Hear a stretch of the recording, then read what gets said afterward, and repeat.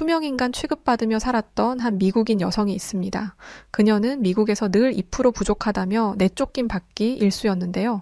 그러던 그녀가 마지막 희망으로 한국행 비행기에 올랐고 그녀는 한국의 제2도시라 불리는 부산을 찾았다가 믿을 수 없는 경험을 하게 되었다고 합니다. 부산 광안리에서 기적으로 이어진 그녀의 꿈, 과연 무슨 일이 있던 것인지 이야기 시작해 보겠습니다. 안녕하세요. 저는 음악을 사랑하는 미국인 여성 낸시라고 합니다. 음악을 사랑하는 저는 음악이 곧 제 삶의 이유이자 행복이라 할 수 있어요. 그러나 성공을 했더라면 더 없는 행복을 누리며 여유롭게 살았겠지만 현실의 벽에 부딪혀 저는 굶주리는 아티스트로 살아남아야 했습니다. 처음부터 음악에 깊게 빠진 것은 아니었어요. 사건이 하나 있었습니다. 고등학교 시절 갑작스레 이사를 하게 되었고 그간 함께 지내던 친구들과 떨어져 새로운 친구들 사이에 덩그러니 남겨졌어요. 이미 그들끼리 친한 모임이 따로 있었고 새로운 전학생인 제게 살갑게 다가와주는 친구는 한 명도 없었습니다. 오히려 투명인간 취급을 해줬더라면 더 좋았을지도 모르겠어요. 친구들은 전학생인 제게 관심이 많았고 오직 괴롭힘에만 집중했습니다. 어떻게 하면 저를 더 힘들게 할지, 괴롭게 할지를 연구라도 하는 사람들처럼 하루가 다르게 괴롭히기 시작했어요. 처음에는 그러다 말겠지라며 스스로를 다독이고 위로하며 저들의 괴롭힘을 무시했습니다. 그러나 날이 갈수록 강도가 심해지니 무시할 수 있는 수준이 아니었어요. 어느 날은 등교를 하자마자 물벼락을 맞고 조퇴를 한 적도 있었습니다. 가방을 두고 자리에 앉으니 친구들이 물을 뿌려버렸고 웃으며 그랬죠. 어머 낸시 미안. 거기 있는 줄 몰랐어. 혹시 투명 테이프라도 몸에 붙이고 온 거야? 왜 낸시가 안 보이지? 홀딱 젖어서 어쩌니 미안해라. 하하호호 웃으며 우습게 변해버린 제 모습을 보고 손가락질을 하고 배를 잡고 웃는 친구들 사이에서 저는 수치심을 느끼기 시작했습니다. 조금만 더 버티면 괴롭힘이 사라질 거라고 그렇게 생각을 하고 스스로를 다독였는데 점점 버티기 어려워졌어요. 정확하게는 학교에 가기가 싫어졌습니다. 그래서 저는 학교를 가야 하는 시간에 공원으로 갔어요.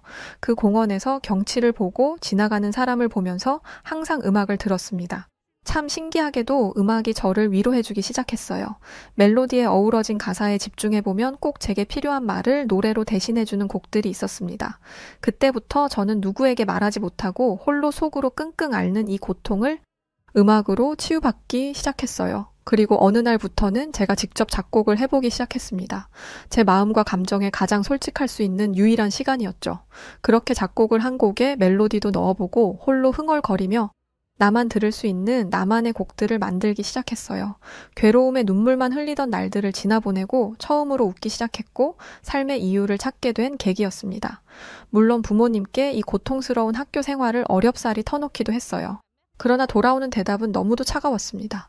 낸시, 어차피 곧 졸업반이고 성인인데 조금만 참을 수 없겠니? 이제 와서 다른 학교로 또 전학 갈 수도 없고 그렇다고 학교를 그만두기에는 너무 아깝잖아. 네가 힘들다는 거 충분히 이해하고 있지만 조금만 버텨주길 바란다. 그럼에도 너무 힘들다면 그때 다시 말해줘. 어떻게든 조치를 취해볼게. 엄마, 제가 지금 당장이 너무 괴로운데 어떻게 더 참으라는 말씀이신 거죠? 정말 참고 또 참고 도저히 견딜 수가 없어서 말한 건데요. 어쩌겠니? 어려서들 그렇지 뭐. 정말 낸시 너가 싫어서 그러는 친구는 없을 거야. 다들 그렇게 싸우고 괴롭히면서 크는 거지. 너는 그런 곳에 감정 쏟지 말고 진학이랑 미래에 집중했으면 좋겠다. 그러기에도 부족한 시간 아니니?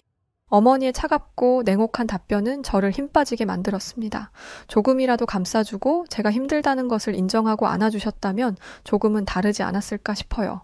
그러나 그날 이후 제게 신경을 쓰시긴 했지만 그건 걱정이 앞선 것이 아니라 혹여나 공부를 제대로 하지 않을까 감시하는 신경이셨죠. 저는 집에서도 학교에서도 마음 둘 곳 하나 없이 정말 외롭고 처절하게 아팠습니다. 그래서 홀로 있는 시간 그리고 음악을 하는 그 시간만이 유일한 제 숨구멍이었어요. 물론 학교를 가지 않고 딴 길로 새고 있다는 사실은 금방 들켰습니다. 그간 학교를 다니고 있는 줄 아셨던 어머니는 기겁하셨죠.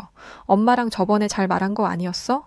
그 전부터 그 이후에도 계속 학교를 안 나가고 있었다는 거네? 정말 실망이다, 낸시. 졸업이 코앞인데 어쩌려고 그래. 별 볼 일 없는 고작 그런 애들 때문에 내 인생을 내 미래를 다 망칠 셈이야? 그것들이 내 인생에 뭐 얼마나 큰 자리를 차지한다고 중요한 시기에 정신 못 차리고 방황을 하고 있어? 당장 학교 나가고 지금까지 벌인 일에 책임지도록 해. 엄마가 좋게 말하는 건 딱 여기까지야. 그 이상의 용서는 없으니 그만 어리광 부려. 엄마는 왜 자꾸 내가 어리광 부린다고만 생각해? 견디려고 해도 숨을 쉴 수조차 없게 나를 괴롭히는데 그런 곳에서 도대체 어떻게 견디고만 있어? 나한테 견디라고 할 게 아니라 엄마가 보호자로서 도움을 줄 수도 있잖아. 중요한 시기인 건 누구보다 내가 제일 잘 아는데 오죽하면 학교를 안 가고 이러고 있겠어. 어머니와 큰 소리까지 오고 가며 다퉜습니다. 그러나 아무리 말을 하고 또 해도 어머니는 저를 이해해주지 않으셨어요. 친구들의 잘못이 크긴 하나 철없이 행동하는 제 잘못도 크다고만 하셨습니다. 너무 속상했어요. 누구 하나 제 마음을 알아주는 이가 없었고 위로를 받지도 못하는 제 인생을 한탄했습니다. 그래서 더욱 음악에 빠졌던 것 같아요. 유일하게 저를 위로해주는 시간이었으니 말이죠. 저는 학교를 안 가는 것도 이미 걸렸겠다. 제 마음을 헤아려주지 않는 어머니에 대한 미움으로 대놓고 가지 않았습니다. 졸업을 했으면 좋았겠지만 또 저 역시 졸업을 하고 싶었지만 그들이 있는 학교에는 가고 싶지 않아서 정리를 했어요. 정말 아쉬웠습니다. 끝자락이고 전학만 하지 않았더라도 충분히 문제없이 졸업을 하고 평범한 인생을 살았을 테니까요. 그러나 이미 벌어진 일이고 더는 지나간 일을 붙잡고 후회하지 않기로 다짐했습니다.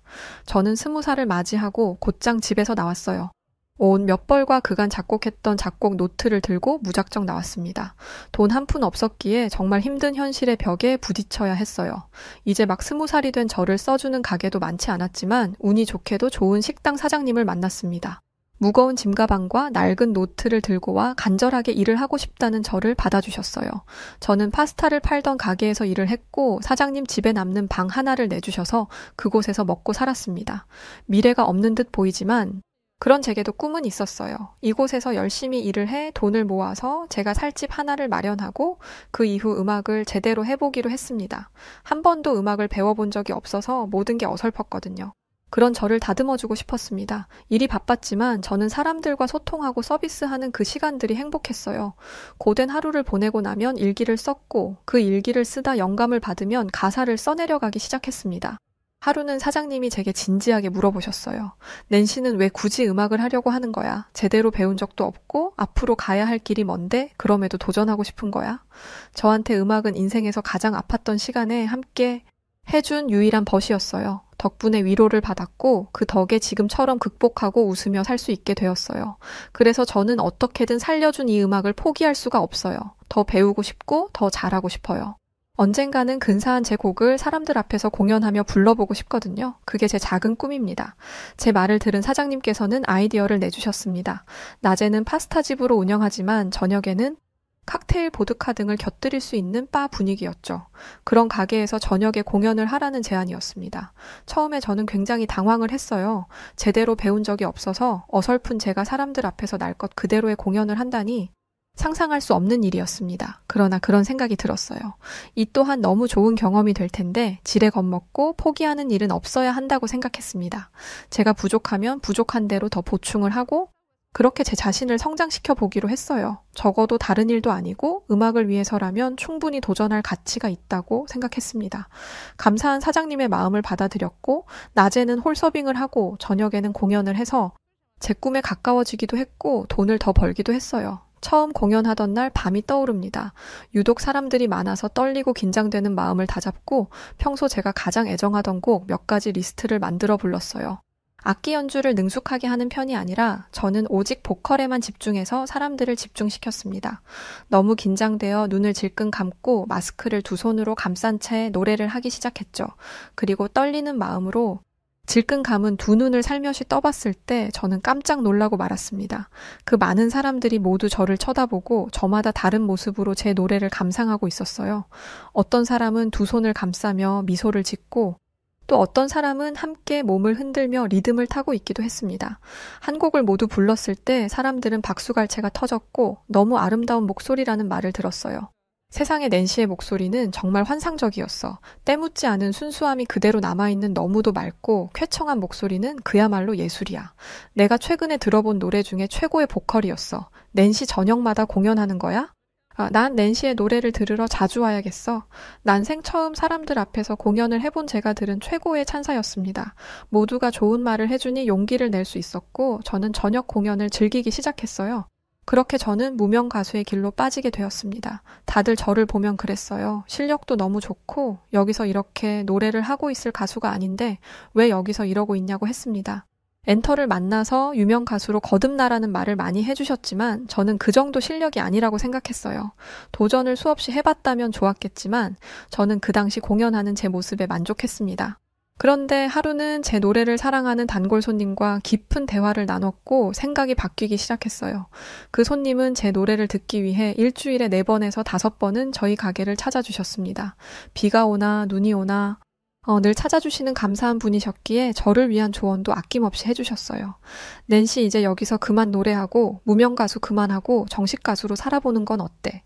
내가 공연 보는 것도 좋아하고 여러 가수를 만나봤지만 낸시의 실력도 대단하거든. 자꾸 현실에 안주하지 말고 더 높은 곳으로 갈 수 있도록 수없이 도전해봤으면 좋겠어. 내가 봤을 때 수없이 하는 그 도전 중 한 번쯤은 꼭 낸시가 더 유명해질 수 있는 길로 갈 수 있는 티켓이라고 생각하거든. 사실 저도 엔터 쪽을 찾아가서 오디션도 보고 싶고 그런데 자신이 없었어요. 고작 무명 가수인 저를 누가 써주고 인정할까 싶더라고요. 더 좋은 장비와 큰 무대에 서서 노래하고 싶은데 방법을 정말로 모르겠어요. 제 속내를 털어놓으니 단골 손님은 선뜻 도와주겠다고 하셨습니다. 아는 지인 중 엔터 쪽에 종사하는 분이 계신다며 말이죠. 그렇게 저는 현실에 안주하지 않고 더 크게 성장하기 위해 수없는 도전을 하기 시작했습니다. 오디션을 보고 또 보고 도전했지만 솔직히 결과는 좋지 않았어요. 늘 듣는 말도 비슷했습니다. 잘 들었어요, 낸시. 낸시는 정말 2%가 부족하다는 말이 딱 알맞은 것 같아요. 목소리도 좋고 제법 리듬감도 있고 감정도 잘 살리는데 어딘지 모르게 전율이 퍼지는 느낌은 없고 뭔가가 부족한 애매한 느낌이 있네요. 이걸 스스로 찾아서 잘 보완한다면 충분히 좋은 결과가 있을 것 같아요. 항상 다들 제게 어딘지 모르게 뭔가가 부족하다고 했어요. 정말 완벽하다면서 말이죠. 그렇게 늘 100점 중 2점이 부족해 탈락하는 수준으로 실패를 맛봤고 지쳐갔습니다. 그러던 어느 날 K-팝을 알게 되었어요. 저는 미국에서 사람들이 잘 모르는 무명 가수 낸시였지만 K-팝 가수들은 정말 화려하고 환상적이었습니다. 그들은 한국뿐 아니라 일본, 중국, 미국 등 정말 각 나라를 돌아다니며 환상적인 무대를 펼쳤어요.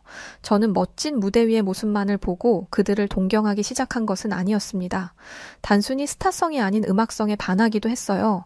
K-팝 노래들은 한국어를 모르는 제가 들어도 리듬감과 중독성이 엄청난 노래들이었습니다. 한국어를 공부하고 싶게 만드는 정도였죠. 그날부터 저는 제가 빠진 K-팝 노래들의 가사를 해석했고 한국어로 부르기 시작했어요. 물론 누가 알아주는 작업은 아니었지만 K-팝 노래를 멋지게 완곡해 공연하는 것이 새로운 꿈이었습니다. 물론 K-팝 노래를 공부한다는 것은 결코 쉬운 일은 아니었어요. 한국 문화도 모르고 한국의 정서도 모르는 제가 노래 가사만 달달 외운다고 감정선까지 완벽하게 흡수할 수 있는 것은 아니었습니다. 그래서 전 마음속에 꿈꾸고 있던 한국을 가는 것을 기대하며 돈을 열심히 모았어요. 그나마 제가 살 집을 구하기 위해서 돈을 모으던 것이 있어 다행이었죠. 바로 이맘때 내적 고민이 심각하게 있었습니다. 이건 방 하나 구하려고 모은 돈인데 이걸 한국 가는 비용으로 써도 괜찮을까? 혹여나 한국 가서 제대로 얻는 게 없다면 돌아와서 다시 처음부터 시작해야 하는데 어떻게 하면 좋을까? 제가 모으던 돈으로 한국을 넘어가는 경비와 한국에서 생활할 비용으로 사용을 할지 그 돈은 집을 구하는 돈으로 두고 다시 모아서 갈지 고민이었어요. 그런데 인생은 타이밍이라고 하죠. 지금 바로 이 순간 저는 한국행을 원하는데 지금이 아니면 무슨 의미가 있을까 싶었습니다. 그래서 과감하게 저는 모든 것을 내려놓고 한국행 비행기 티켓을 끊고 한국에서 한 달간 지낼 숙소를 예약한 후 곧장 한국으로 갔어요. 한국을 가는 비행기 안에서 저는 잠도 못 자고 많은 생각을 했습니다. 정말 내 전 재산을 들고 가는 한국인 만큼 내 꿈을 위해 나를 위해 한국에서 많은 것을 깨우치고 와야 할 텐데 걱정이네. 그렇게 많은 고민과 걱정 끝에 저는 한국에 도착을 했어요. 제가 한국에 와서 머물던 곳은 바로 홍대입니다. 홍대는 음악을 사랑하는 수많은 한국 젊은이들과 외국인 관광객들이 모여 있는 곳이라고 들었어요. 저는 K-팝을 접하러 가고 싶었기에 제가 머물기에 홍대만큼 좋은 곳은 없다고 생각했습니다. 도착을 하고 짐을 풀자마자 저는 홍대의 거리로 나섰어요. 홍대 거리에는 버스킹을 하는 사람들이 많았습니다. 그 버스킹을 구경하던 중 한국인과 자연스럽게 대화를 나누게 되었어요. 저는 그와 많은 대화를 나누던 끝에 음악을 위해 K-팝만 보고 한국에 무작정 온 제 사연을 말해줬습니다. 그리고 그는 제게 도움이 될 만한 정보를 하나 던져줬어요. 낸시가 정말 음악을 제대로 배우고 싶어서 온 거라면 보컬 학원에 가서 배워야 하지 않을까? 홍대에 유명한 보컬 학원이 많거든. 레슨을 원한다면 내가 추천해 줄 수 있어. 지금 지내는 게스트 하우스랑도 거리가 멀지 않아서 부담스럽지 않을 거야. 꼭 성공하길 바래. 너의 꿈을 난 진심으로 응원할게. 보컬 레슨이 가능한 곳을 알려줘 저는 그곳에 가서 레슨을 받게 되었습니다. 그간 노래 잘한다, 목소리 좋다는 소리는 많이 들었지만 전문적으로 배운 적이 없어서 미흡한 부분이 많았죠.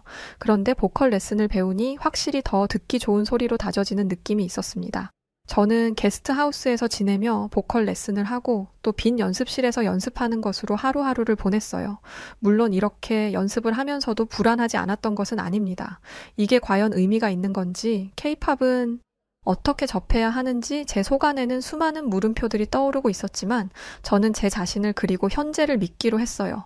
마음이 불안정하면 제 태도가 고스란히 노래로 나오기에 적어도 소리를 내는 순간만큼은 세상에서 가장 행복한 사람인 척 제 자신을 속였습니다.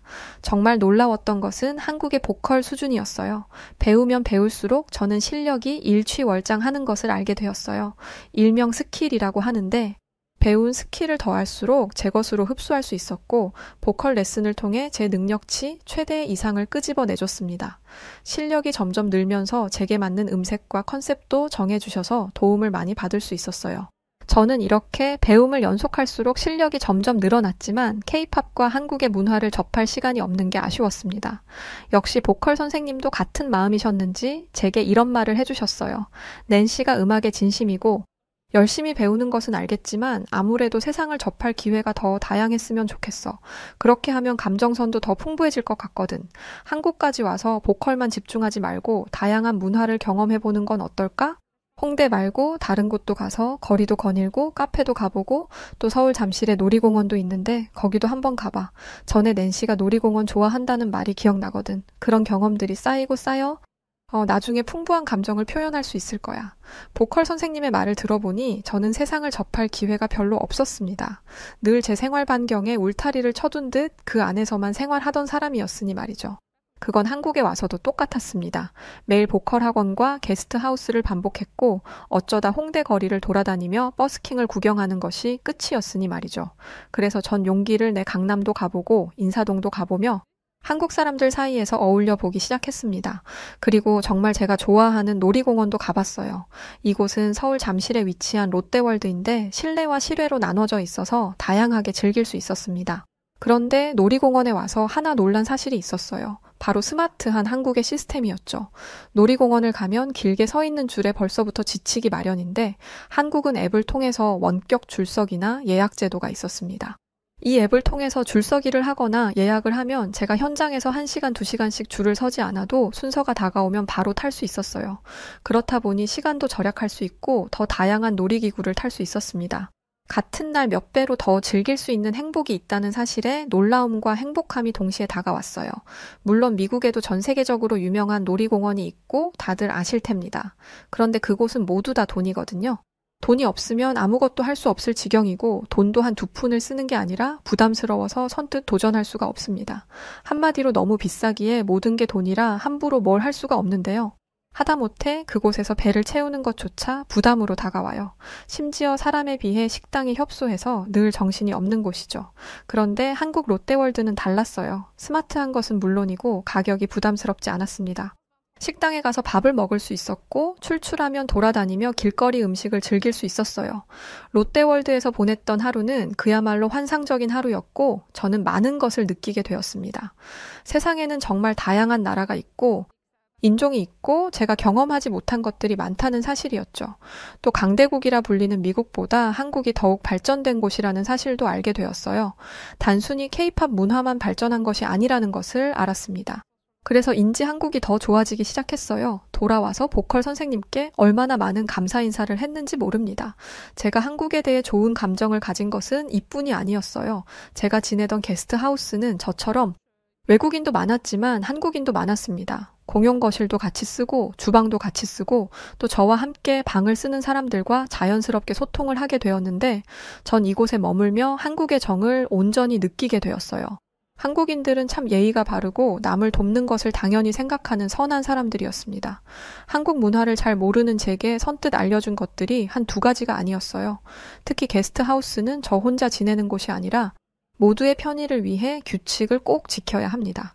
그 규칙이 어떤 것들이 있고 어떻게 지켜내야 하는지도 한국인이 알려줘서 이해할 수 있었어요. 무엇보다 영어로 소통할 수 있다 보니 대화를 길게 이어나가고 끊기지 않는다는 것이 신기했습니다. 물론 케이팝을 접하는 것은 쉽지 않았어요. 유명 가수들은 한 번도 만난 적이 없었고 그들의 노래를 실제로 들을 기회도 없었습니다. 다만 제가 사랑하는 음악에 대한 공부는 미국에서 보다 훨씬 더 깊이 있게 할 수 있었어요. 그렇게 저는 한 달을 서울 홍대에서 보냈고 다시금 미국으로 돌아가야 할 시간이 다가왔습니다. 그런데 어딘지 모르게 자꾸만 아쉬움이 남았죠. 이제 정말 가야 하는데 가기가 싫었어요. 바로 그때 함께 방을 쓰던 한국인과 외국인이 제게 제안을 하나 했습니다. 낸시 혹시 한국에 더 있을 수 있는 거라면 우리랑 부산으로 가지 않을래? 갑작스럽게 부산을 가자는 제안을 뿌리치기는 쉽지 않았습니다. 제가 서울 홍대에서 지내며 약간 후회했던 것 중 하나가 바로 부산으로 갈 거리였어요. 부산 광안리 해수욕장에서 버스킹을 하며 유명해진 수많은 외국인들의 모습을 보며 많이 부러웠습니다. 저는 한국에 대해 잘 몰랐고 첫 방문이라 홍대를 온 것인데 차라리 더 현장에서 즐기고 저를 알리기 위해서라면 부산으로 가는 것이 맞았구나 싶었죠. 그런 찰나의 제안을 하니 솔깃했습니다. 다만 돈이 많이 떨어져 가는 상황이었고 제가 이 상태로 부산에 가서 돈을 다 써도 괜찮을까 싶었어요. 한참 고민 끝에 저는 이대로 미국으로 돌아가면 너무 후회할 것 같아서 그들과 함께 부산으로 가게 되었습니다. 함께 간 외국인은 프랑스에서 온 세나였는데 저처럼 음악을 사랑하는 친구였어요.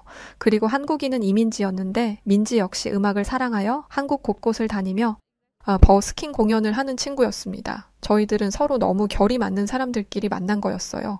그렇게 한국의 KTX를 타고 서울역에서 부산역까지 한 걸음에 달려갔습니다. 그곳에서도 저희 셋은 한 방을 쓰며 게스트하우스에서 머물게 되었어요. 얼마나 있을지 모르겠지만 우선 숙소를 예약했고 도착한 날 바로 저희 세 사람은 광안리 해수욕장으로 향해 버스킹을 했습니다. 저는 무명 가수 미국인 낸시로 점점 통하게 되었어요. 사람들은 제가 노래를 부르면 두 손을 모아 감동 어린 눈빛으로 쳐다봐줬고 박수갈채는 쏟아졌습니다. 그리고 수많은 한국인들이 저를 영상으로 찍어 담아주기 시작했고 그건 곧 SNS에 퍼지기 시작했어요. 점점 퍼지다 드디어 많은 사람들이 찾아주는 가수 낸시가 되었습니다. 늘 저를 소개할 때 무명 가수 낸시라고 소개를 하다 이제는 가수 낸시라고 소개를 하니 행복했어요. 저를 찾는 사람들이 점점 많아졌고 버스킹을 언제 하는지 꼭 보고 싶다며 연락이 오기도 했습니다. 물론 훌륭한 무대에서 부르는 노래는 아니지만 해수욕장 모래를 밟으며 부르는 제 노래를 듣기 위해 수많은 사람들이 모여주는 것에 감사했어요. 그렇게 유명세를 치르고 있던 중 부산에 있는 한 재즈바에서 연락을 받게 되었습니다. 안녕하세요, 낸시 맞죠? 낸시가 부산 광안리 해수욕장에서 하는 공연들을 정말 감명 깊게 잘 봤어요. 그리고 저희 재즈바에 낸시가 공연을 해주길 바래서 연락을 했는데 혹시 가능할까요? 정말 놀라운 제안이었습니다. 재즈바는 부산에서도 규모가 상당한 곳이었고 실제로 제가 이름을 아는 유명 가수들도 있었어요. 그들과 같은 곳에서 노래를 한다니 이거야말로 정말 가수가 되는 지름길이었습니다. 심지어 90일 무비자가 끝나도 제가 한국에서 머물 수 있도록 비자 발급을 도와준다고 했어요. 취업을 제대로 할 수 있게 된 겁니다. 조건이 이뿐 아니었어요. 제가 한국에서 머무는 숙소를 구해야 하는데 보증금이 아예 없는 저를 위해 보증금을 대신 내서 재즈바 근처에 숙소를 잡아준다고 하셨습니다. 한마디로 저는 살 집도 생겼고 돈을 벌면서 제가 가수로서 정식으로 활동하게 되었어요. 이 행복한 제안을 어떻게 뿌리칠 수 있을까요? 저는 바로 대답했습니다. 세상에 제가 너무도 꿈꾸던 순간이에요. 정말 감사합니다. 사실 미국으로 돌아가기 싫어서 어떻게 하면 한국에서 제 꿈을 이루며 살 수 있을까? 고민하고 있었는데 이렇게 좋은 제안을 주시다니 감사해요. 그렇게 저는 부산에 있는 대형 재즈바에서 공연을 하게 되었어요. 저만을 비추는 조명과 큰 무대, 그리고 제 노래를 듣기 위해 앉아있는 수많은 관객까지 완벽했습니다. 보통 1시간가량 한 타임씩 공연을 보이는데 제 타임에는 오직 제 시간이었어요. 저를 위해 와주신 관객들이 실망하지 않도록 제 목소리에 감동을 받을 수 있도록 저는 최선을 다해 1시간을 채웠습니다. 그렇게 한 달, 그리고 비자가 끝나는 90일이 지났고 저는 도움을 받아 비자 발급을 받았어요. 어느덧 한국에 온 지 반년이 넘어갈 무렵 저는 비로소 한국에 완벽하게 적응한 노란머리 한국인이 되었습니다. 제가 원하는 또 만족스러워하는 삶을 살고 있지만 미국에 계시는 부모님은 제가 성공한 거라 생각을 못하셔서 전할 길이 없었어요. 그러던 어느 날 미국에 계시는 어머니께 연락이 왔습니다. 낸시 너를 봤다고 연락이 자꾸만 와. 너 한국에서 정말 가수로 성공한 거니? 엄마 친구들도 그렇고 가족들도 낸시가 정말 성공했다고 너무 멋지다고 연락을 받았어. 어떻게 된 거야? 제가 유명세를 떨치며 곳곳에는 제가 공연하는 영상과 사진이 돌아다녔어요. 제가 미국인이다 보니 미국에도 이 소식이 전해지기 시작했습니다. 미국인이지만 음악을 사랑해 무작정 한국에 갔고 그곳에서 이렇게 성공한 미국인 낸시라며 말이죠. 사람들은 열광하기 시작했고 미국에 없는 저를 미국에서 응원하기 시작했습니다. 그렇게 하나 둘 퍼지며 결국 부모님의 지인 그리고 가족들의 귀에까지 들어간 거였죠.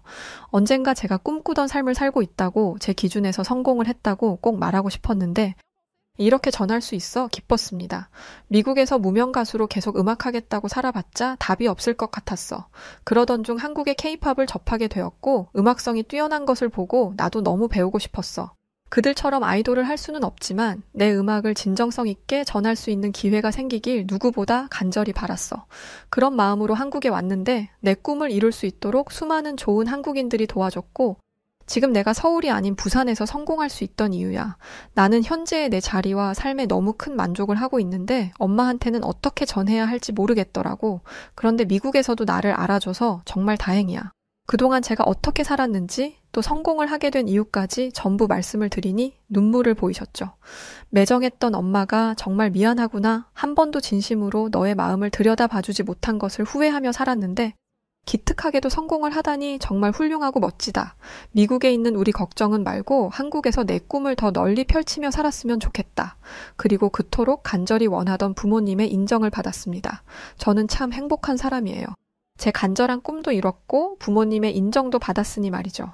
어쩌면 저를 괴롭히던 그 친구들이 없었다면 제가 인생을 살며 처음으로 겪은 그 고난과 시련을 견뎌냈더라면 지금의 저는 없을 겁니다.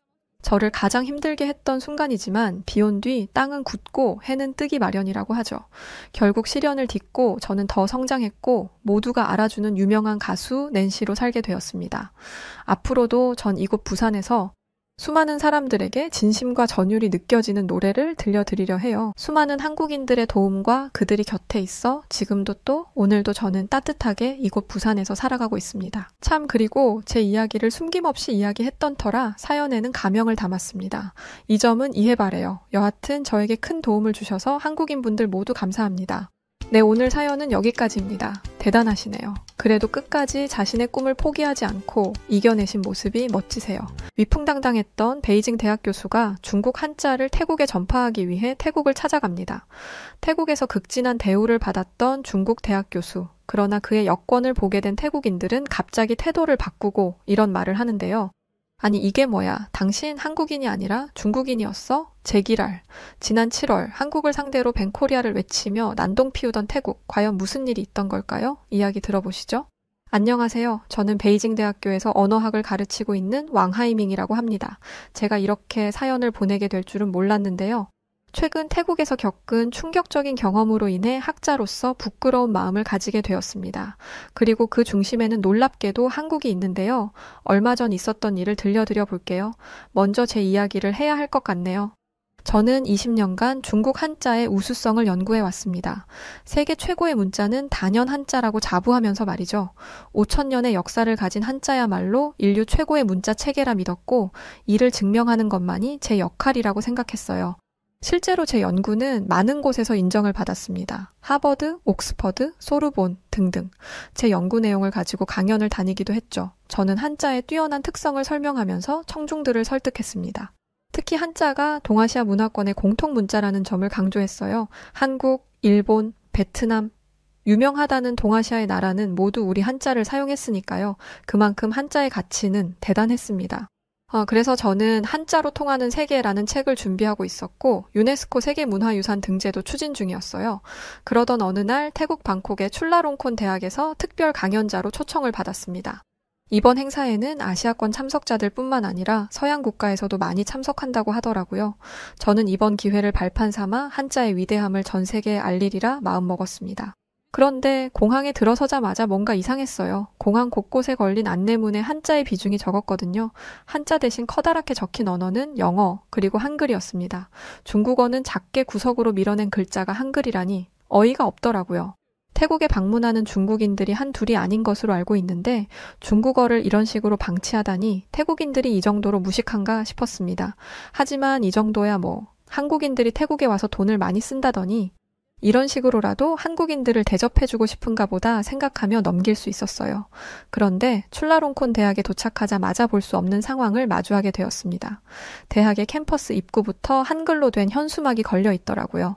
저게 뭔 뜻인가 해서 번역기를 돌려보니 한국어 능력시험 대비반 수강생 모집, K컬처 특강, 한국 유학 설명회 등등 죄다 한국과 관련된 것들이었습니다. 저는 고개를 두리번거리면서 중국과 관련된 내용을 찾으려고 노력했어요. 혹시 태국어로 적힌 건 아닌가 싶어서 모든 현수막과 포스터를 번역해 봤는데 어쩜 하나도 없더군요. 저는 불편한 마음을 안고 행사 관계자와의 미팅에 참석했습니다. 저는 중국과 관련된 게 하나도 없다는 건 말이 안 된다고 생각했어요. 학교에서 의도적으로 중국과 관련된 걸 배제하는 것일 수도 있겠다는 생각까지 할 정도였죠. 그래서 관계자에게 물었습니다. 하나만 여쭤보고 싶은데요. 캠퍼스에 중국 관련 홍보물이 하나도 없는 이유가 뭔가요? 유학이나 교환학생 관련한 홍보물도 많은데 그곳에서도 중국은 쏙 빠져 있더군요. 제가 못 본 겁니까? 행사 관계자는 잠시 당황한 기색을 보이더니 조심스럽게 대답했습니다. 그게 중국 관련된 내용은 학생들의 관심도가 떨어져서요. 어이가 없더라고요. 중국에 대한 관심이 떨어지다니? 그렇다기엔 한국에 관련된 건 많던데요. 이 대학은 한국이 중국에 비해 덜 떨어진다는 걸 모르나 봅니다. 학생들이 좀 더 선진적인 문화와 지식을 배울 수 있도록 선도해야 하는 게 학교가 해야 할 일인데 한국 문화를 배우는 걸 가만히 두고 보다니 저라면 중국과 관련된 수업과 세미나를 늘렸을 겁니다. 저는 이 태국 관계자가 자신의 잘못을 바로잡고 중국어 관련 강좌를 늘리겠다고 말할 줄 알았어요. 그런데 그의 반응은 제 생각과 전혀 달랐습니다. 중국어 과정이 있기는 하지만 최근 들어 수강 신청률이 많이 떨어져서 대부분의 수업이 폐강됐습니다. 그에 반해 한국어 수강은 수요가 높아져서 계속 생겨나는 추세고요. 학생들이 원하지 않는 강좌는 개설할 수가 없습니다. 그리고 태국은 한글을 제2 외국어로 채택하고 있어서 한글 위주로 교육하는 게 맞습니다. 이 말을 듣는데 열이 확 받더라고요. 지금까지 중국어를 연구하면서 이런 모욕은 처음이었습니다. 당신은 지금 이 학교 학생들의 수준이 얼마나 낮은지를 보여주고 있는 거예요. 중국은 세계 제2의 경제대국입니다. 그리고 무려 5,000년의 역사를 가진 문명국이고요. 그에 반해 한국은 겨우 수십 년 전까지만 해도 가난한 나라였죠.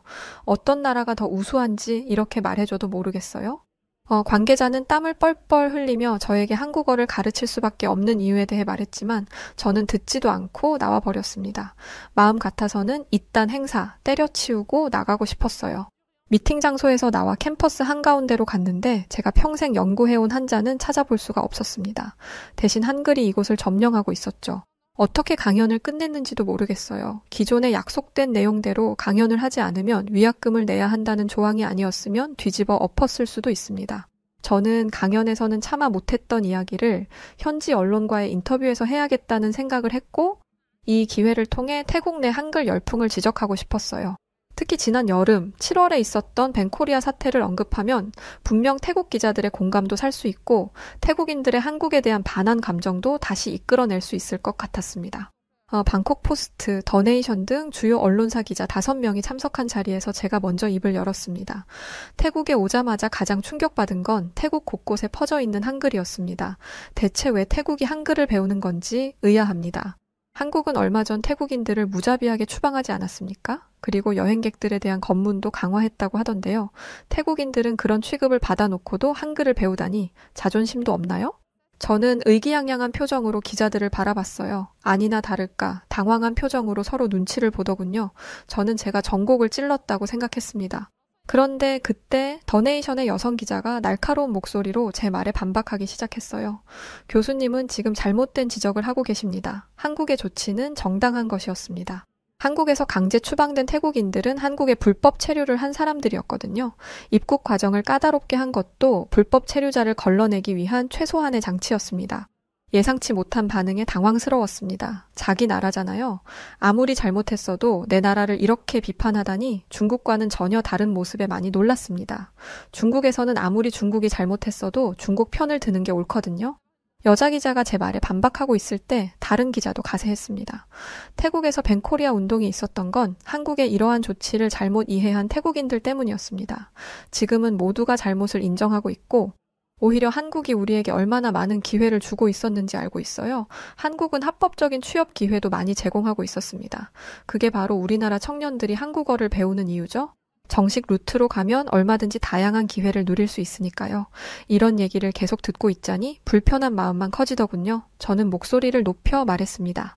그런 이유라면 한국 말고도 다른 나라도 있을 텐데요. 예를 들면 중국이라든지 말입니다. 중국과 태국은 좋은 관계를 맺고 있잖아요. 태국이 한국 말고 중국에게 손을 내민다면 중국은 넓은 대국의 마음으로 태국을 받아줄 겁니다. 교수님, 벤코리아 당시 태국인들이 가장 후회한 게 어떤 건지 아세요? 우리 국방부 장관이 우리가 중국과 손잡으면 한국 따위는 아무것도 아니다 라고 말한 거예요. 그 일 이후로 한국 기업이 반도체 수출을 중단했는데 그날부로 태국 자동차 산업이 올스탑 됐어요. 그때 중국은 어떻게 했게요? 우리를 도와주기는커녕 뒤에서 웃기만 했어요. 쉽게 말해 뒤통수를 친 거죠. 이런 나라를 어떻게 믿습니까? 순간 말문이 막혔습니다. 하지만 불쾌한 건 매한 가지였어요. 5천년의 역사를 가진 중국이 그런 데는 다 이유가 있는 건데 그깟 도움 한 번 안 줬다고 겨우 70년 만에 성장한 한국을 추종하다니 태국인들의 태도가 너무나 굴욕적으로 보이더군요. 어느새 인터뷰는 제가 의도한 것과 완전히 다른 방향으로 흘러가고 있었습니다. 저는 더 이상 이런 인터뷰를 이어갈 이유가 없다고 생각했고 어영부영 인터뷰를 끝내버렸어요. 그런데 화를 내야 할 사람은 저인데 기자들이 궁시렁 거리더라고요. 언어학에 관해 다루려고 했는데 정치 얘기만 하다 끝났네. 여하튼 누가 중국인 아니랄까봐. 세상 이런 인터뷰는 처음이다. 뭐 저런 인간이 다 있어? 라고 말이죠. 평소라면 불같이 화를 냈겠지만 상대할 가치조차 없다고 생각하고 그냥 나와버렸습니다. 저는 이런 태국인들의 태도에 매우 불쾌한 마음을 가진 상태로 호텔에 돌아왔어요. 근데 며칠간 강연 일정이 없어서 호텔에만 있는데 계속 안에만 있으려니 답답하더라고요. 현지 식당에서 밥을 먹고 부른 배를 두드리며 밖으로 나왔는데 마침 학생들의 하교 시간이 겹쳤습니다. 수많은 학생들이 거리로 쏟아져 나왔는데 학생들을 찬찬히 살펴보는 저는 놀라운 공통점을 발견했어요. 학생들이 가방에 비슷하게 생긴 인형들을 달고 다니더라고요. 그리고 책에는 한글로 무어라 적힌 스티커들이 잔뜩 붙어 있었습니다. 심지어 학생들은 한국어로 떠들거나 한국 노래를 크게 틀으며 걸어가고 있었어요. 저라면 시끄러운 한국 노래를 끄라고 화를 냈을 텐데 태국 학생들은 오히려 신난다는 듯 노래를 더 키우라고 손짓하거나 다 함께 노래를 부르며 걸어가고 길거리 한복판에서 춤을 추기도 했습니다. 어려운 동작도 수월하게 해내는 걸 보니 저 한국 가수의 춤을 얼마나 많이 보고 따라 췄을지 감도 안 잡히더라고요. 저는 학생들이 우르르 몰려 들어가는 가게로 들어갔습니다. 그곳에는 한국 아이돌 가수들의 사진과 학생들이 가방에 달고 다니는 인형이 함께 찍혀 있는 사진이 붙어 있었어요. 그 모습을 신기하게 보고 있는데 북적이는 가게 안을 돌아다니던 한 학생의 가방에서 인형이 툭 떨어지는 겁니다. 저는 떨어진 인형을 주워들고 대체 이게 뭐지 싶어 유심히 보고 있었습니다. 그런데 그때 학생이 소리를 치면서 제가 들고 있던 인형을 휙 하고 채가는 게 아니겠어요? 무슨 도둑놈 취급을 하는 게 어이가 없어서 버릇없는 학생을 째려보았습니다. 학생은 태국말로 손가락질까지 하며 화를 내고 있었는데 제가 말을 알아듣지 못하니 더듬거리는 영어로까지 화를 내더라고요. 보통 언어가 안 되면 대충 말하다가 마는데 얼마나 화가 나면 저렇게까지 화가 나는 감정을 표현하나 싶었습니다. 학생이 화를 내는 이유는 이거였어요. 저를 진짜 도둑으로 생각하고 있더라고요. 저는 억울한 마음에 내 나이가 50이 넘었는데 이런 걸 훔쳐서 뭘 하겠냐고 억울함을 호소했습니다. 그런데 학생의 생각은 달랐어요. 요즘 애고 어른이고 할 것 없이 이것만 보면 난리예요. 얼마 전에도 딸 준다고 내 친구 가방에 달린 인형 훔쳐가려던 아줌마가 있었다고요. 저는 대체 이게 뭐길래 이렇게까지 하는지 궁금했습니다. 너무 귀해서 구하는 게 힘들다고 하더라고요. 학생들은 이 인형이 없으면 세상이 무너지는 것처럼 굴었어요. 한국 가수들을 본떠서 만든 인형인데 이게 없으면 애들이랑 대화가 안 돼요. 한국 가수들의 진짜 팬이라는 표식 같은 거거든요. 그나저나 아줌마 진짜 도둑 아니죠? 저는 자칫 잘못하면 도둑으로 몰릴 것만 같은 상황에 손사래를 치며 도둑이 아님을 증명해야 했습니다. 놀라운 장면은 이게 다가 아니었어요. 학생들이 들어간 가게의 진열대에는 온통 한국 과자와 라면이었습니다. 그리고 학생들은 그것들을 사기 위해 줄을 서고 있었죠. 게다가 학생들은 한국에서 건너온 물건들의 포장지에 적힌 한글을 척척 읽었습니다. 그에 반해 중국에서 건너온 제품은 가게 구석진 곳에 먼지가 쌓인 채 나뒹굴고 있었고 그 물건에 관심을 가져주는 사람은 아무도 없었죠. 저는 가게에서 나와 학교 주변을 서성였습니다. 뭔가 할 생각은 아니었고 그냥 발길이 닿았던 곳이 학교 근처였던 거예요. 그런데 그때 갑자기 어깨를 잡히는 느낌과 함께 뒤를 돌아보니 완전 무장한 경찰들이 저를 둘러싸고 있었습니다. 누군가가 저를 수상한 사람으로 신고를 한 것 같았죠. 경찰들은 저를 굉장히 정중한 태도로 대했습니다. 일단 신고가 들어왔으니 경찰서로 가서 리포트를 써야 한다며 커피도 주고 심지어 다과까지 건네었어요. 제가 당연히 나쁜 의도로 학교에 간 게 아니라는 걸 안다는 듯이요. 저는 역시 학생들은 아무것도 몰라서 한국만 찾지만 어른들은 다르구나. 어른들은 중국의 위험을 잘 알고 있는 거야. 그러니까 나를 이렇게 잘 대우하지 라고 생각했습니다. 저는 태국처럼 중국보다 못 사는 나라의 극진한 대접은 당연하다 생각하며 거만하게 앉아 커피를 마시고 있었어요. 그런데 제 여권을 본 경찰관의 표정이 순식간에 굳어졌습니다. 당신 한국인이 아니군. 방금 전까지의 친절한 미소는 온데간데 없고 제 앞에 있던 커피와 다과는 흔적도 없이 치워져 있었어요. 중국인이라면 이야기가 달라지지? 이봐, 당장 일어나. 당신이 여기에 앉아 있어도 된다고 생각해? 수상쩍게 학교 앞에서 어슬렁거린 이유가 뭐야? 경찰들은 저를 조사실로 끌고 들어갔습니다. 험악한 분위기 속에서 저는 순식간에 중범죄자와 같은 취급을 받고 있었어요. 아니, 저는 중국인이잖아요. 저는 중국인인 제게 이런 태도를 취하는 게 이해가 되지 않았습니다. 저는 제가 누구인지 계속해서 알렸어요. 이봐요. 저는 베이징 대학교 교수예요. 신분증을 보면 알 수 있을 겁니다. 여기 온 것도 태국의 초청을 받아온 거라고요. 그런데 경찰들은 코웃음 치면서 대답했어요. 교수라고? 지난주에도 베이징 대학 교수가 잡혀왔는데 중국에는 베이징 대학 교수가 대체 몇 명이야? 제 얘기를 아예 못 믿더라고요. 그들은 학교 근처에서 뭘 한 건지, 왜 학생들을 미행했는지, 접촉한 학생은 없는지 계속해서 물었고 제 휴대전화를 가져가서 혹시 사진이라도 찍지 않았는지 샅샅이 훑어보기 시작했습니다. 저는 오랜 조사와 저를 초청한 주최 측의 도움으로 경찰서에서 빠져나올 수 있었어요. 그런데 태국 경찰들의 행동은 생각할수록 화가 났습니다. 한국인이라고 생각했을 때는 잘해주더니 갑자기 태도를 바꾼 게 말이죠. 저는 그들에게 정식으로 항의하겠다고 했어요. 이렇게 말하면 그들이 깜짝 놀라서 자신들의 잘못을 빌 줄 알았습니다. 그런데 그들은 오히려 코웃음을 치더라고요. 항의해봤자 똑같을걸요? 그럴만하니까 조사했겠지? 할 겁니다. 지난달에 우리 경찰서에 잡혀 들어온 중국인만 해도 10명이에요. 관광지에서 행패를 부리거나 위조 여권을 이용해서 사기를 치거나 불법 체류자 신분으로 범죄를 저지른 사람도 있었고요. 지난해에만 해도 중국인 범죄만 300건이 넘어요. 솔직히 깜짝 놀랐어요. 저는 해외에 나가는 중국인들의 수준이 꽤 높다고 생각했거든요. 그런데 이들이 이렇게 말해도 한국인이라고 했을 때와 중국인이라는 걸 알았을 때의 태도가 다른 건 말이 안 됐습니다. 이건 외교적인 문제로 번질 수도 있는 수준이잖아요. 그런데 이 문제를 말했음에도 이들의 태도는 미적지근했어요. 그래요. 한국인들도 경찰서 옵니다. 그런데 중국인들처럼 사고 쳐서 오는 게 아니라 길에 쓰러진 사람들을 데려오거나 누군가가 잃어버린 물건을 찾아주러 오는 경우가 전부예요. 이런 한국인들이랑 허구한 날 남의 나라에서 노상방뇨나 하는 중국인들을 어떻게 똑같이 대합니까? 태국에서 모진 수모를 당한 저는 큰 상처를 받았습니다. 그리고 마음속으로 한국인이라면 이런 일을 당하지 않았을 텐데 라고 생각하고 있는 저를 발견하게 되었어요. 단 한 번도 한국을 부러워한다거나 한 적이 없는데 말이죠. 호텔로 돌아오는 택시를 탔는데 한숨만 나오더라고요. 그 와중에 택시의 라디오에서는 한국 노래가 흘러나오고 있었고 백미러에는 한국 가수들을 상징한다는 그 인형이 달려 있었습니다. 호텔로 돌아온 저는 한국과 관련된 모든 걸 지워버리고 싶었어요. 하지만 학자로서의 양심이 저를 붙잡았습니다. 왜 모두가 한글에 열광하는 걸까? 이것만 알아보고 앞으로는 한국 쪽으론 침도 뱉지 말자 다짐했죠. 알아봐봤자 별다른 내용도 없을 거라고 생각하면서요.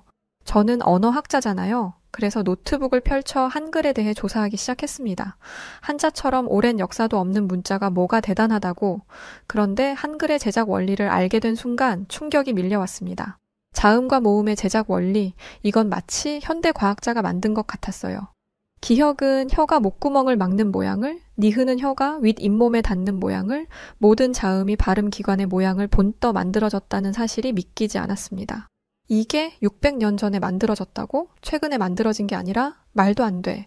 어떻게 그 시절에 이렇게 완벽한 해부학적 지식을 가지고 있었을 수 있지. 더 놀라운 것은 모음이었습니다. 하늘과 땅, 그리고 사람이 기본으로 만들어진 체계라니 여기에는 사상과 철학마저 담겨 있었어요.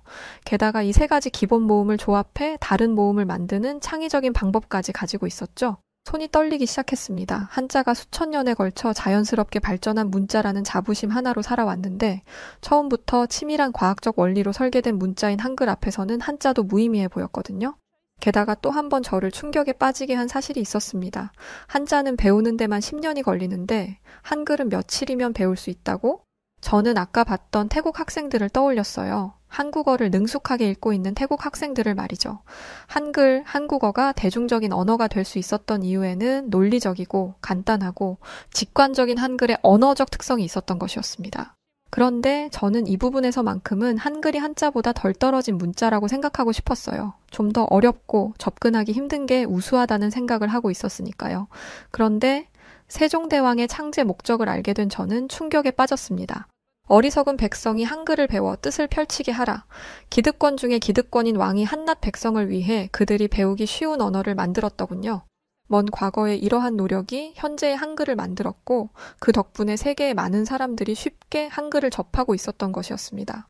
심지어 문자가 없는 인도네시아의 소수민족 찌아찌아족, 문맹률이 99%에 달하는 솔로몬 제도, 볼리비아의 아이마라족 등 문자가 필요한 나라들은 모두 한글을 가져다가 쓰고 있었습니다. 그에 반해 우리 중국의 한자를 가져다가 쓰고 싶다고 하는 문화권이나 해외 다른 나라들은 그 어디에도 없었어요. 연구를 하면 할수록 부정할 수 없는 사실과 마주하게 됐습니다. 한자는 배우기 어렵고 복잡한 반면 한글은 누구나 쉽게 배울 수 있었어요. 한국이 과거에 한자를 빌려다 썼었기 때문에 한글은 한자보다 훨씬 모자란 문자라고 생각했는데 이건 저의 완벽한 착각이었습니다. 심지어 중국 내에서조차 한자 교육에 어려움을 겪고 있다는 통계 자료를 보았습니다. 이 결과를 어찌나 꽁꽁 숨겨두었는지 교수라는 직업을 가지고 있지 않았더라면 해당 내용까지 접근하기 어려웠을 거예요. 아마 중국 정부에서 이 내용이 알려지지 않기를 바랐던 것 같습니다. 중국의 문맹률이 높다는 것이 옛말이라는 얘기가 돌았고 저도 그렇게 믿었습니다. 그런데 이건 전부 사실이 아니었어요. 문맹률이 낮다는 통계는 베이징이나 상류층이 사는 지역에서 낸 것이고 대부분의 인구가 밀집되어 있는 시골 지역에는 발길도 안 했더라고요. 도시에 사는 사람들은 교육 수준이 높으니 당연히 글을 읽을 줄 알 것이고 그들 위주로 통계를 내면 문맹률이 낮을 수밖에요. 그런데 문맹률이 낮으면 뭐 합니까? 제가 이것까지는 부끄러워서 얘기를 안 하려고 했는데 중국과 일본의 공통된 문제가 뭔지 아시나요? 요즘 젊은이들은 한자를 제대로 쓸 줄 모릅니다. 휴대전화가 생기면서 이 문제가 더 심각해졌어요. 휴대전화가 알아서 한자를 찾아주니까 실제로 본인들 손으로는 쓰지를 못하는 거죠. 대충 비슷하게 뭉뚱그려서 써버립니다. 저는 이걸 보면서 나라에 망조가 들었다고 생각했는데 일본도 비슷한 상황이라고 하니 동아시아의 모든 나라가 비슷한 상황일 거라 생각했습니다. 그래서 그나마 낫다라며 위안 삼고 있었어요. 그런데 한국을 보니 착잡해지더군요. 한글은 모양이 단순하고 들리는 대로 쓰면 되니 한자처럼 복잡한 모양을 외울 필요가 없으니까요. 밤을 새워가며 연구한 결과 한글은 단순한 문자가 아닌 인류 문자 발달사의 혁명이었다는 결론에 도달했습니다. 이토록 과학적인 문자라니 한글을 뿌리 없는 문자라며 무시했던 과거가 떠오르면서 이불을 뻥뻥 찼어요. 부끄러워서 미치겠다고요. 저는 가만히 천장을 바라보며 생각했습니다. 우리는 왜 이런 문자를 만들지 못했을까? 그런데 이런 생각을 해봤자 뭐가 달라지겠습니까? 저는 그냥 다 잊자 생각하고 중국으로 돌아가기 위해 짐을 쌌습니다. 다음 날 공항에 가기 전 시내에서 밥을 먹으려는데 거대한 전광판에서 음악이 흘러나오고 있었어요. 꽤 큰 광장이었는데 광장 초입부터 들리던 노래를 광장 끝으로 가면서 쭉 듣고 나니 저도 모르게 그 노래를 흥얼거리게 되더라고요. 중독적인 멜로디가 제 머릿속을 떠나지 않았고 그때까지만 해도 별일 아니라고 생각했습니다. 그런데 음식을 기다리는 동안에도 음식을 먹는 동안에도 이 노래가 머릿속을 떠나지 않았어요. 저는 대체 이 노래가 누구의 노래이길래 이토록 저를 괴롭히는지 알고 싶었습니다. 그런데 그때 식당 안에 있는 TV에서 또 똑같은 노래가 나오더군요. 저는 TV 앞으로 달려가 노래의 주인공을 보았습니다. 한 예쁜 여자 가수가 남자 가수와 노래를 부르고 있는데 각각 아시아계와 아메리카계처럼 보이더군요. 저는 옆에서 노래를 따라 부르고 있는 태국인에게 대체 누구의 노래인지 물었습니다. 그러자 그는 블랙핑크 로제요. 모르세요? 라고 말하며 저를 구닥다리처럼 보더라고요. 한국 가수잖아요. 이번에 브루노 마스랑 컬래버레이션한 요즘 이 노래로 난리예요. 아파트라는 술자리 게임으로 만든 노래인데 요즘 술집 가면 다 저 게임만 하고 있다고요. 저는 아니 또 그놈의 한국이야? 다들 미쳤네. 라고 생각하며 거리로 나왔습니다. 다시 광장으로 터덜터덜 걸어갔는데 이번엔 그 광장에 수많은 젊은이들이 모여 있었어요. 그들은 갑자기 커다란 스피커를 설치하더니 노래를 틀고는 함께 춤을 추기 시작했습니다. 거대한 플래시몹의 현장이었죠. 노래는 한 곡이 아니었어요. 몇 곡이나 이어붙여서 메들리로 춤을 추고 있었는데 길을 가는 사람들은 모두 열광하며 그들에게 박수를 쳐주었습니다. 그런데 놀라운 건 그들이 맞춰 춤을 추는 노래가 전부 한국 노래라는 것이었어요. 저는 또다시 착잡한 마음을 감추지 못했습니다. 중국에도 노래는 많은데 제가 아는 어떤 중국 노래도 이런 광경을 만들어내지 못했습니다. 위대한 중국의 문화를 세계에 알리려 엄청난 예산을 들였지만 단 한 번도요. 심지어 이런 자발적인 열광은 단 한 번도 본 적이 없었죠. 문득 지난달 베이징에서 본 광경이 떠올랐습니다. 정부 주도로 대규모 중국 전통문화 축제를 열었지만 젊은이들의 반응은 차가웠었어요. 억지로 끌려온 듯한 표정들을 하고 하품을 하며 지루해했는데 그때는 그 모습을 보고 한심하다며 혀를 쯧쯧 찼습니다. 그 젊은이들이 왜 그러는지는 알려고도 안 하고요. 젊은이들은 한국 가수들의 노래처럼 트렌디하고 세련된 것들을 원했던 것입니다. 중국은 사람들이 원하는 게 뭔지도 모르고 자기들이 하고 싶은 것만 하니 이런 호응을 이끌어내지 못하는 게 당연했죠. 하지만 이곳의 분위기는 달랐습니다. 한국의 문화를 눈앞에 들이밀고 빨리 즐겨, 어서 라고 하지 않아도 사람들은 알아서 스스로 자발적으로 한국의 문화를 즐기고 있었거든요. 카페에 들어가니 BTS의 노래가 흘러나왔고 식당에서는 한국 드라마가 나오고 있었습니다. 길거리 가게에서는 블랙핑크의 포스터가 걸려 있었고 버스 정류장에는 한국 화장품 광고가 흘러나왔어요. 마치 작은 한국 같았죠. 한국은 문화의 힘 하나만으로 한 나라를 장악한 것이었습니다. 제가 그토록 자부하던 중국의 수천 년의 역사는 사람들의 이런 반응을 이끌어내지 못했습니다. 전통음악, 현대음악, 어느 것 하나 세계인의 마음을 사로잡지 못했죠. 하지만 한국은요? 한국어도, 한글도, 문화도, 심지어 그들의 전통의복과 음악마저도 세계인들의 축제에 초대를 받으며 그 수준을 인정받고 있다고 합니다. 사연을 보내기 전에 한국 군악대 영상을 봤는데 그걸 보면서 중국과 한국의 수준 차이를 또 한 번 뼈저리게 느꼈어요. 솔직히 말하면 부럽습니다. 그래서 한국처럼 되고 싶은데 어떻게 해야 할지 방법을 모르겠어요. 한국의 성공 사례를 보고 배우면 도움이 될까요? 한국인 분들은 한국이 세계적으로 인정받는 이유를 뭐라고 생각하시는지 궁금하네요. 아직도 머릿속에서 그 멜로디가 맴도는 것 같습니다. 그놈의 아파트, 아파트. 네, 오늘 사연은 여기까지입니다. 한글의 우수성은 세계적으로 정말 인정받고 있죠. 제가 한국인이라서 그런 게 아니라 정말 한글은 우리 세종대왕님께서 후대에게 남겨준 훌륭한 문자 같아요. 그리고 로제 씨가 퍼뜨리고 있는 아파트라는 노래로 인해 다시 한번 세계를 호령하고 있는 한국의 문화 콘텐츠가 얼마나 강력한지도 느낄 수 있었습니다. 자, 그럼 오늘 사연 어떻게 들으셨나요? 사연을 전해드린 저는 여우튜브 송은지였고요. 저는 더 재밌는 영상으로 다시 찾아오겠습니다. 영상 끝까지 봐주셔서 감사드리고 오늘도 우리 구독자분들 사랑합니다. 고맙습니다. 당신만의 여우튜브